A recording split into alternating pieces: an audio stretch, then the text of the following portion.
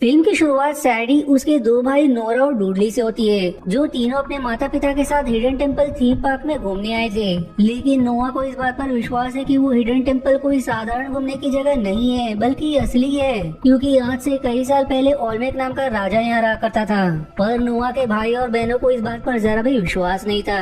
अब जैसे ही सभी पार्क में आते, सैडी के माता पिता उसे नोआ और डूडली की जिम्मेदारी देकर घूमने चले जाते, जिसके बाद नोआ और बाकी उस टेम्पल के गेट के पास आते हैं, जहाँ फॉग नाम का गाइड सारे बच्चों को टेम्पल के बारे में बताता है कि ये एक जादुई टेम्पल है जो अब खंडर बन चुका है। कोई भी इस टेम्पल का दरवाजा नहीं खोल सकता, पर एक लॉकेट है जो टेम्पल को फिर से पहले जैसा बना सकती है। लेकिन वो लॉकेट हमारे पास नहीं है। और फिर वो सभी को असली लॉकेट का डुप्लीकेट देता है, लेकिन किसी को उसके बातों पर मजा नहीं आता, इसलिए सारे बच्चे वहाँ से चले जाते हैं। पर नोआ नहीं जाता, क्योंकि उसे विश्वास है कि फॉक्स सही कह रहा है। अब नोआ फॉक्स से अकेले में बातें करने लगता है, जहाँ वो उसे सारी जानकारी बताता है कि जो भी उसने ओलमेक के बारे में बताया वो सब उसने किताबों में पढ़ी, जो सुनकर फॉग हैरान हो जाता है। नोआ उससे सवाल करता है कि क्या इसके अंदर जाने का दूसरा कोई रास्ता है, जिस पर वो उसे एक नक्शा दिखाकर कहता है कि इसके अंदर जाने का एक रास्ता है जो जंगल से होते हुए जाता है, लेकिन वो जगह खतरे से खाली नहीं है, इसलिए मैं तुम्हें सलाह दूंगा कि तुम वहाँ जाने का विचार अपने दिमाग से निकाल दो।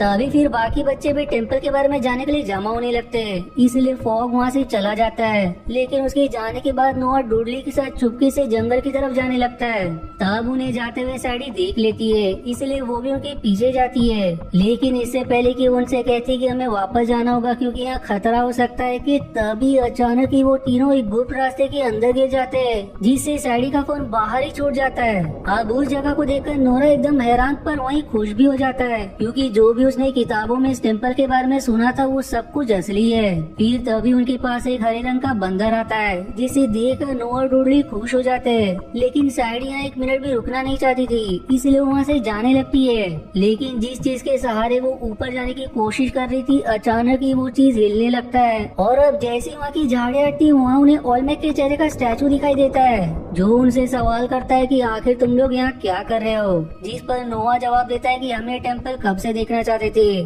मैंने आपके बारे में बहुत पढ़ा है। तब जाकर ओलमेक उन्हें अपने बारे में बताता है कि आज से कई सौ साल पहले मेरा बेटा जुमा मेरा पद संभालने के लिए योग्य हो गया था, जिस वजह से मैं उसे अगला राजा बनाना चाहता था, क्योंकि वो बहुत ही अच्छा इंसान था। लेकिन यह बात मेरे दूसरे बेटे था को बिल्कुल पसंद नहीं आई, क्योंकि वो चाहता था कि उसे इस टेम्पल का अगला राजा बनाया जाए। इसी गुस्से में उसने अपने साथियों से कहकर टेम्पल पर हमला करवा दिया और सभी मिलकर जुमा से लड़ने लगे। तब मैंने अपने लॉकेट के शक्तियों से उनका झगड़ा खत्म कर दिया। लेकिन जब मैं लॉकेट जुमा को दे रहा था कि थक ने चाकू फेंक कर उस लॉकेट के दो टुकड़े कर दिए, जिसका एक टुकड़ा जुमा के पास तो दूसरा थक के पास आया। इसलिए मैंने जुमा को तुरंत उसके टुकड़े के साथ वहाँ से भेज दिया, जिसके पीछे थक भी गया। तब मैंने अपनी शक्तियों से अपने बेटों के साथ पूरे टेम्पल और उसके लोगों को पत्थर का बना दिया, ताकि ये टेम्पल मुसीबत में ना पड़ जाए। तो अब बताओ कि क्या तुम लोग मेरे टेम्पल और उसके लोगों को फिर से पहले जैसा करने आए हो। जिस पर नोआ हाँ में जवाब देता है। तब ओलमेक कहता है कि इसके लिए तुम्हें लॉकेट के दोनों टुकड़े मेरे पास लाने होंगे, जो इसी टेम्पल में मौजूद है, और उसकी शक्तियों से हम पहले जैसे बन सकते हैं। साथ ही इसमें तुम्हारी मदद जमीन पर चलने वाले जानवर से लेकर हवा में उड़ने वाले पक्षी तक करेंगे। लेकिन ये काम इतना आसान नहीं होगा। एक बार तुमने इस काम को करने के लिए आगे कदम बढ़ाया तो तुम वापस पीछे नहीं हट सकते। पर नोआ उनके सारे चेतावनी को मारकर उन टुकड़ों को लाने के लिए वहाँ से जाने लगता है, और अब जैसे ही वो अपना कदम आगे बढ़ाता है, वो एक अदृश्य दीवार की दूसरी तरफ आ जाता है, जहाँ से पीछे जाना नामुमकिन था। जो देख और डडली भी नोआ के पास जाने लगता है। वहीं सैडी उसे रोकने जाती है, पर इसे वो दोनों भी दीवार की दूसरी तरफ आ जाते हैं। इसलिए अब उनके पास उन टुकड़ों को जोड़ने के अलावा दूसरा रास्ता नहीं था। इसलिए नोआ और बाकी फॉग के नक्शे के अनुसार आगे बढ़ने लगते हैं। तब वो सभी एक जगह आते, जहाँ से आगे बढ़ने के लिए उन्हें बेल को पकड़कर लटकते हुए दूसरे कमरे में जाना होगा। इसलिए नोआ एक बेल पकड़ लेता है, लेकिन डडली को डर लग रहा था, इसलिए सैडी उसे अपने साथ कर लेती है। जिसके बाद अब तीनों भी बेल की मदद से दूसरी तरफ जाने की कोशिश करते हैं, लेकिन सैडी की तरफ ज्यादा वजन होने के कारण वो बेल उसी तरफ से लटक जाती है, जिससे वो तीनों ही नीचे भूसे में जा गिरते हैं। अब नोआ और बाकी नीचे गिरकर काल कोठरी के पास आ जाते हैं, जहाँ उन्हें कई सारे कंकाल दिखाई देते हैं, जो देख कर तीनों एकदम डर जाते हैं। और इसी हड़बड़ाहट में डडली किसी बटन पर हाथ रख देता है, जिससे अचानक ही उनकी तरफ अब तीर बरसने लगने लगते हैं, लेकिन भाग्य से वो सभी तीरों का शिकार होने से बच जाते हैं। और तभी उन्हें एक जैगुआर पिंजरे में कैद दिखाई देता है, जिसे देखकर उनके पसीने छूटने लगते हैं। इसलिए अब सैडी कोशिश करके एक बटन दबा देती है, लेकिन दुर्भाग्य से वो बटन भी गलत निकलता है, जिससे गैस चालू हो जाता है और अब धीरे धीरे जैगुआर का पिंजरा खुलने लगता है, जो देखकर वो तीनों जैसे तैसे वहाँ से बाहर निकलने का रास्ता ढूंढने लगते हैं। तब वो बंदर तीनों पर चढ़ते हुए वहाँ से ऊपर चला जाता है, जिससे अब नोआ को एक आइडिया आता है। इसलिए वो दीवार पर स्प्रे मारने लगता है और अब जहाँ जहाँ वो स्प्रे मारता है वहाँ तीर लगते जाता है, जिसकी मदद से तीनों ऊपर जाने लगते हैं। वहीं जैगुआर भी पिंजरे से बाहर आ जाता है, पर वो इन पर हमला करता है इससे पहले ही तीनों उस पर आने में सफल हो जाते हैं। लेकिन अब तीनों जिस पत्थर पर आकर खड़े होते हैं वो हिलने लगता है और हिलते हुए सामने बने कमरे से टकरा जाता है, जिससे वो सभी उस कमरे में पहुंच जाते हैं। अब आगे बढ़ते हुए सभी उस कमरे में आ जाते हैं, जहाँ थक और उसके साथियों की मूर्तियाँ मौजूद थी।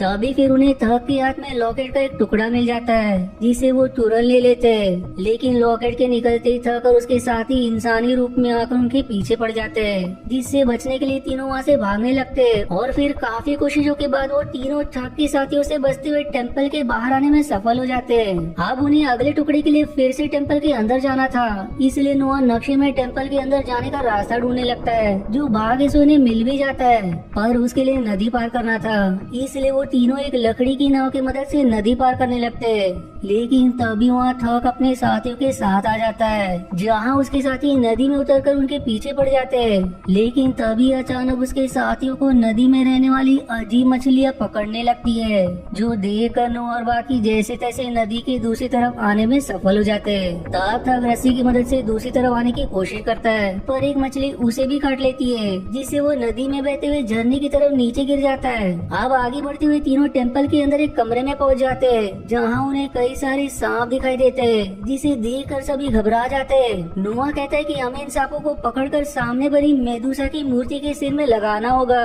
वरना हम यहाँ से आगे नहीं जा पाएंगे। तब वो जैसे तैसे सांपों को पकड़कर मेदुसा की मूर्ति की तरफ फेंकने लगते हैं, जो उसके सिर में जा लग जाते हैं। और काफी कोशिशों के बाद वो सारे सांप को मेदुसा के सिर में लगा देते हैं। तब उन्हें एक चाबी मिलती है, जिसकी मदद से सामने बना दरवाजा खुलेगा। इसलिए अब नोआ उस दरवाजे को खोलकर सभी के साथ अंदर चले जाता है। अब वहाँ से सभी एक कमरे में पहुँच जाते हैं, जहाँ उन्हें चांदी के बंदर का एक स्टैचू दिखाई देता है, जिसे उन्हें जोड़ना होगा। लेकिन ये काम इतनी आसान नहीं था, इसलिए अब वो तीनों भी उस बंदर को जोड़ने की कोशिश करते हैं, लेकिन हर बार वो असफल रहते हैं। दूसरी तरफ टेम्पल के बाहर उनके माता पिता ने पुलिस को बुला लिया होता है, ताकि वो सभी टेम्पल को खोलकर नोआ और बाकियों को बाहर निकाल सके। वहीं उन तीनों का बंदर को जोड़ते जोड़ते सुबह हो जाती है, पर वो हिम्मत नहीं हारते और आखिरकार उसे जोड़कर ही दम लेते हैं, जिससे सामने का दरवाजा खुल जाता है। इसलिए अब सभी उसके अंदर प्रवेश कर जाते हैं, जो कमरा खजाने से भरा होता है। और वहीं जुमा की मूर्ति भी मौजूद थी, जिसके हाथ में लॉकेट का दूसरा टुकड़ा था। लेकिन वहाँ तक पहुँचने के लिए उन्हें पत्थरों को पार करना होगा, पर अगर उन्होंने गलत पत्थर पर पैर रखा तो बिजलियाँ निकलकर उन्हें जला देगी। तब डडली बिना कुछ सोचे समझे उन पत्थरों पर चढ़कर आगे बढ़ने लगता है, लेकिन वो गलत पत्थर पर पैर रख देता है। इसलिए सैडी उसे बचाने जाती है, लेकिन इससे वो दोनों भी एक पत्थर पर आकर अटक जाते हैं। तब नोआ को उन पत्थर पर अजीब सिंबल बने दिखाई देते हैं, जिसे देखकर नोआ कहता है कि ऐसे सिंबल्स को अलग अलग जानवरों के नाम के बदले प्रयोग किया जाता है। तब उसे ओल्मेक की बात याद रहती है कि इस सफर में तुम्हारी मदद जमीन पर चलने वाले जानवर से लेकर हवा में उड़ने वाले पक्षी भी करेंगे, जिससे उसे समझ आ जाता है कि पत्थरों का सही सीक्वेंस जमीन पर चलने वाले जानवर से लेकर हवा में उड़ने वाले पक्षी है। और अब इसी तरह वो पत्थर पर पैर रखते हुए आगे बढ़ते हैं, जो बिल्कुल ठीक सीक्वेंस होता है, जिससे वो खजाने के पास पहुंच जाते हैं। और फिर वो सैडी और डडली को भी सीक्वेंस बताकर उन्हें अपनी तरफ कर लेता है। अब वहाँ पहुँचते वो जुमा की मूर्ति से लॉकेट का दूसरा टुकड़ा ले लेता है, लेकिन इससे अब वो जीवित हो जाता है। तब नोआ उसे सारी बात बताता है कि आखिर वो सब कौन है। लेकिन तभी वहाँ थक अपने साथियों के साथ आकर जुमा को बेहोशी वाला डांट मार देता है, जिससे वो वही बेहोश हो जाता है। तब नोआ उसे धमकाते हुए कहता है कि हमें कुछ मत करना, वरना मैं लॉकेट बिजलियों में फेंक दूंगा।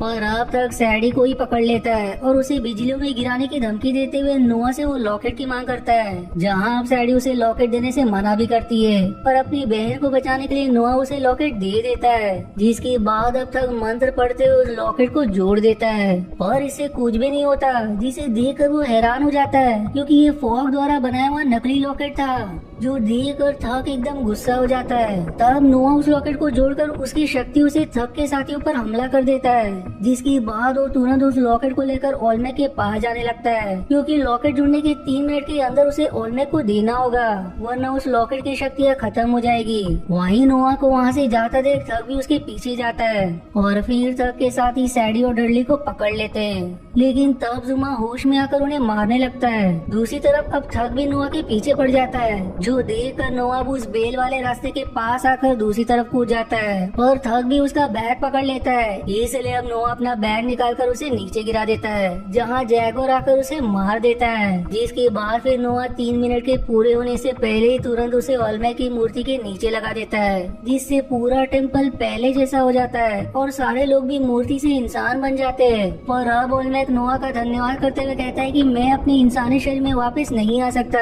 क्योंकि मैंने अपना बलिदान देकर ये सारी चीजों को पत्थर का बनाया था, इसलिए मैं चाहता हूँ कि तुम मेरी जगह जुमा को लॉकेट पहनाकर उसे अगला राजा बनाओ।